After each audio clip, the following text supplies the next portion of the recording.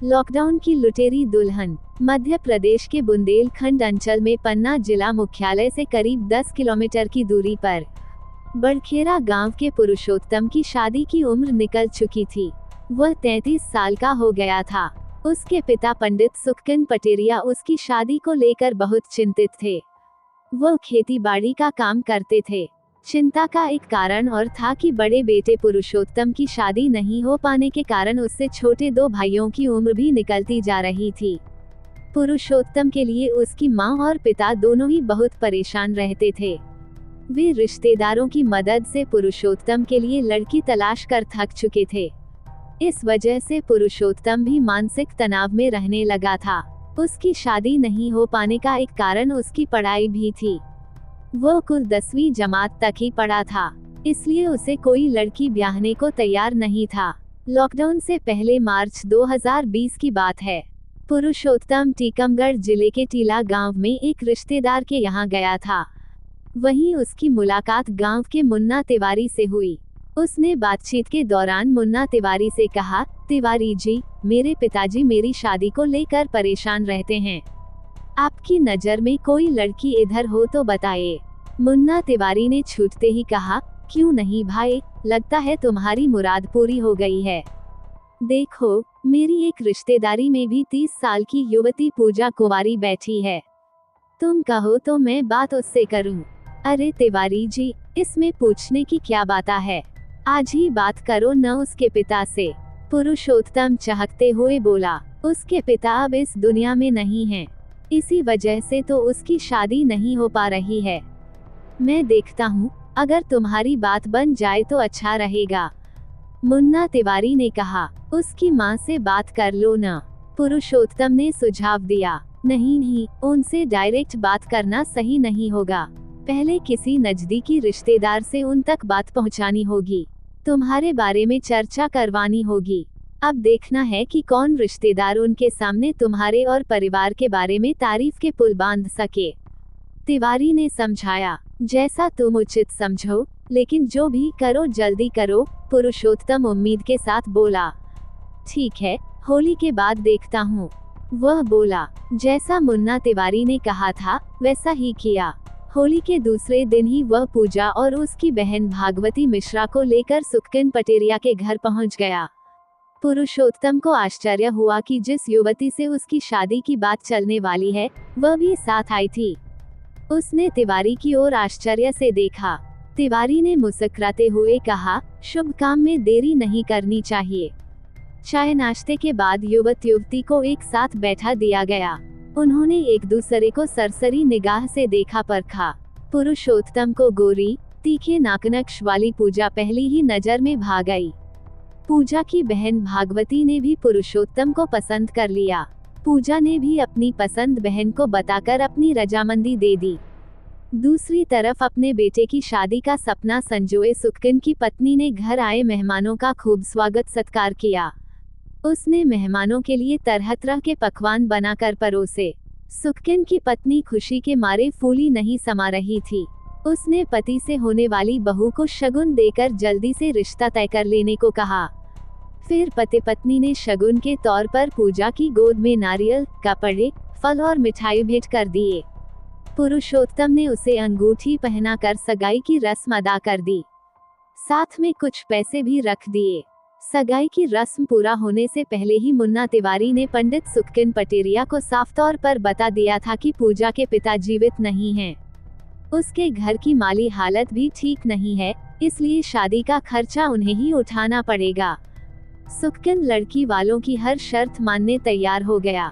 सगाई होते ही पुरुषोत्तम शादी के हसीन सपने संजोने लगा।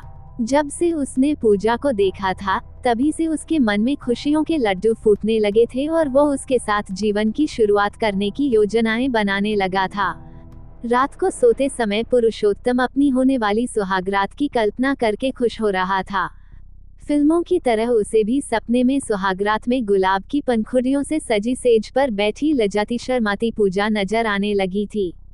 इंतजार की घड़ी और निकट आ गई, लेकिन ये क्या अचानक कोरोना वायरस के कहर ने सभी को घरों में बंद कर दिया। सरकार ने लॉकडाउन लगा दिया।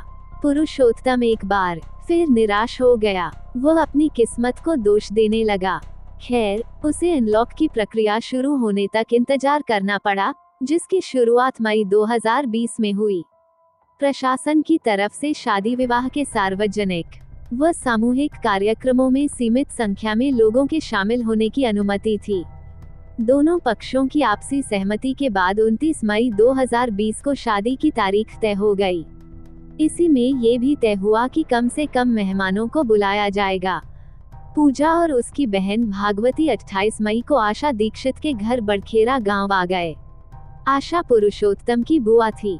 वहीं 29 मई को 10-12 लोगों की मौजूदगी में सामाजिक रीति रिवाज के अनुसार पुरुषोत्तम और पूजा का विवाह संपन्न हो गया। सुखकिन पटेरिया ने अपनी बहू के लिए सोने चांदी के जेवर दिए।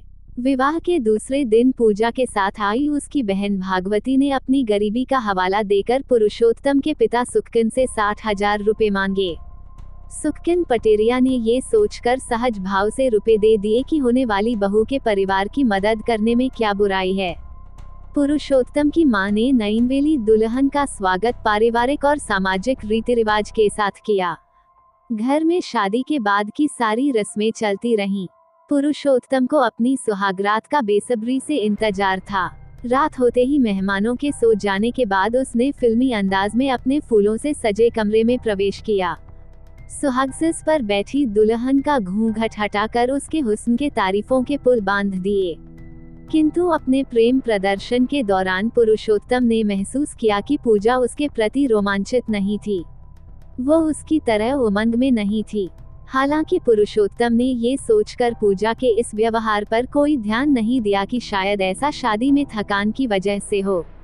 इसी तरह से लगातार 5 दिन निकल गए, लेकिन पूजा के रुख में बदलाव नहीं दिखा। उसके सुस्त और नीरस व्यवहार ने पुरुषोत्तम को आहत कर दिया था। शादी के बाद 6वीं रात पुरुषोत्तम पूजा की बेरुखी से परेशान होकर चुपचाप सो गया।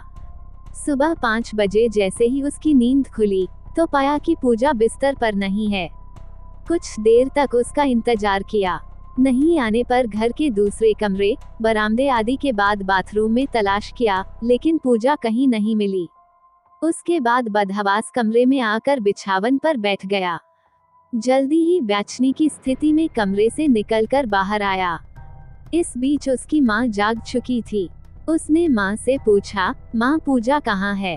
मां ने आश्चर्य से पूछा, क्यों, कमरे में नहीं है क्या?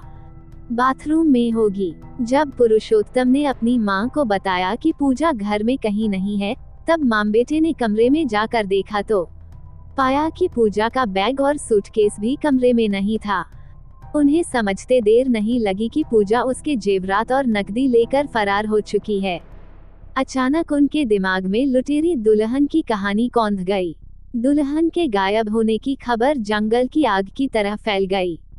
गांव में इस तरह की यह पहली घटना थी। पुरुषोत्तम और उसके घर वालों की बदनामी होने लगी। पुरुषोत्तम को समझ आ गया था कि उसके साथ शादी के नाम पर ठगी हुई है। सुखकिन के परिवार ने मान लिया था कि वे लुटेरी दुल्हन गैंग के शिकार हो चुके हैं, परंतु लोकलाज के चलते चुप रहे। उन्होंने सोचा कि गांव में जब ये बात फैलेगी तो कोई इस परिवार को लड़की नहीं ब्याहेगा। वे पुलिस और अदालती चक्कर में नहीं पड़ना चाहते थे, इसलिए चुपचाप नुकसान और अपमान का घूंट पीकर रह गए। पुलिस में शिकायत नहीं करने की यही गलती आगे चलकर पूरे परिवार की परेशानी का सबब बन गई। आए दिन लुटेरी गैंग की तरफ से पुरुषोत्तम और उसके घर वालों से रुपयों की मांग होने लगी। तभी उन्हें मालूम हुआ कि भागवती ही गैंग की सरगना है। वो पुरुषोत्तम को फोन कर धमकाते हुए बार बार रुपए की मांग करने लगी। वो हमेशा परिवार को दहेज मांगने के जुर्म में केस करने की धमकी देने लगी। रोज रोज की इन धमकियों से तंग आकर पुरुषोत्तम 20 जून को गांव के सरपंच धीरेन्द्र बाजपाई को साथ लेकर पन्ना के कोतवाली थाने गया। टीआई अरुण कुमार सोनी को पूरी बात बताई और इस साजिश की रिपोर्ट लिखाई। थाना प्रभारी अरुण कुमार सोनी ने शादी के नाम पर ठगी करने वाली घटना की सूचना अपने वरिष्ठ अधिकारियों को दी। पन्ना जिले के एसपी धर्मराज मीना ने इस घटना को गंभीरता से लिया और तत्काल आरोपियों की गिरफ्तारी के निर्देश दिए। कारण पिछले 1 साल के दौरान पन्ना में झूठी शादी रचाने के नाम पर ठगी की कई घटनाएं हो चुकी थीं। इसका पर्दाफाश करना किसी चुनौती से कम नहीं था। धर्मराज मीना ने टीआई अरुण कुमार सोनी और एसआई सोनम शर्मा के साथ एक विशेष टीम का गठन कर लुटेरी दुल्हन गैंग का पर्दाफाश करने की जिम्मेदारी सौंप दी। पुलिस टीम ने अपने मुखबिरों को भी सक्रिय कर दिया। 23 जून 2021 को पुलिस को एक मुखबिर के जरिए सूचना मिली कि धाम मोहल्ला के एक मकान में कुछ लोग रुके हुए हैं। उनके बीच चोरी के माल के बंटवारे को लेकर विवाद चल रहा है। तत्काल पुलिस टीम ने धाम मोहल्ला में मुखबिर के बताए मकान में दबिश दी। वहां से 6 पुरुष और 2 महिलाओं को संदेह के आधार पर दबोच लिया गया। थाने लाकर जब उनसे पूछताछ की तो पता चला कि वे मध्य प्रदेश और उत्तर प्रदेश के लोग हैं और वह लुटेरी दुल्हन के गैंग के हैं। उन्होंने ये भी बताया कि वे भोलभाले लोगों के घर में शादी रचाकर पहले उनका विश्वास जीतते हैं, फिर पैसे गहनों का पता चलने पर मौका पाकर भाग जाते हैं। पकड़ी गई महिलाओं से पूछताछ में ये भी पता चला कि वो लुटेरी दुल्हन बनकर कई घटनाओं को सफलतापूर्वक अंजाम दे चुकी हैं। पुलिस पूछताछ में जो कहानी सामने आई, उसे सुनकर भ्रष्टाचार के वैसे कारनामे का भी खुलासा हुआ, जिसे सरकार काफी सुरक्षित मानती आई है, जैसे आधार कार्ड का बनाया जाना। ये जानकर पुलिस टीम भी हैरान रह गई। गिरोह की मुख्य सरगना छतरपुर के बिल्हा गांव की भागवती ठाकुर उर्फ भगगो थी, जो बार बार अपना सरनेम बदल लेती थी। लॉकडाउन के पहले सभी रीवा में किराए के मकान में रहते थे। वहीं से भागवती के गिरोह के लोग मध्य प्रदेश और उत्तर प्रदेश के आसपास के जिलों में चोरियां करते थे। चोरी की घटनाओं को अंजाम देने के बाद उसके मन में शादी करके भाग जाने का आइडिया आया। भागवती ने जिस पूजा नाम की युवती का रिश्ता पुरुषोत्तम से करवाया था, उसका वास्तविक नाम इंदिरा यादव निकला। पुरुषोत्तम को अपने जाल में फांसने के लिए उसने इंदिरा को पूजा तिवारी के रूप में पेश किया था। भागवती के बनाए प्लान के मुताबिक वह शादी के 5 दिन बाद जेवरात और नकदी लेकर घर से भाग गई थी। 30 साल की पूजा उर्फ इंदिरा यादव उत्तर प्रदेश के झांसी के रहने वाले स्वामी यादव की बेटी है। वह ऐसी 4 शादियां कर चुकी थी, जो समाज परिवार की निगाह में मान्य थी, लेकिन वह उसके लिए महज एक ढोंग ही था। गिरोह का एक सदस्य इसरार खान निवासी इटावा उत्तर प्रदेश लैपटॉप और प्रिंटर की मदद से गिरोह में शामिल लोगों के नकली आधार कार्ड बनाने का काम करता था। ये लोग शादी के लिए रिश्ता तय करते समय रिश्ते के हिसाब से अपनी जाति और नाम बदल लेते थे। आधार कार्ड में फोटो व नाम पता देखकर किसी को इन पर शक भी नहीं होता था। उन्होंने 2015 में आई एक फिल्म डॉली की डोली से प्रेरणा ली थी। फिल्म असली अंदाज में डॉली झूठी शादियां रचाती है। शादी की रात ही लड़के और उसके परिवार की कीमती चीजों को चुराकर भाग जाती है। पन्ना पुलिस ने जिन लुटेरी दुल्हनों को पकड़ा था, वे भी झूठी शादी रचाकर कुछ दिनों तक घर में रहती थीं और फिर मौका पाकर कीमती सामान लेकर रफू चक्कर हो जाती थीं। पुलिस ने दोनों के साथ जिन 6 अन्य आरोपियों को गिरफ्तार किया, उसमें आसिफ, कमलेश केवट, रम्मू, मुन्ना तिवारी, रामजी भी थे। सभी सदस्य अलग-अलग भूमिकाएं निभाते थे।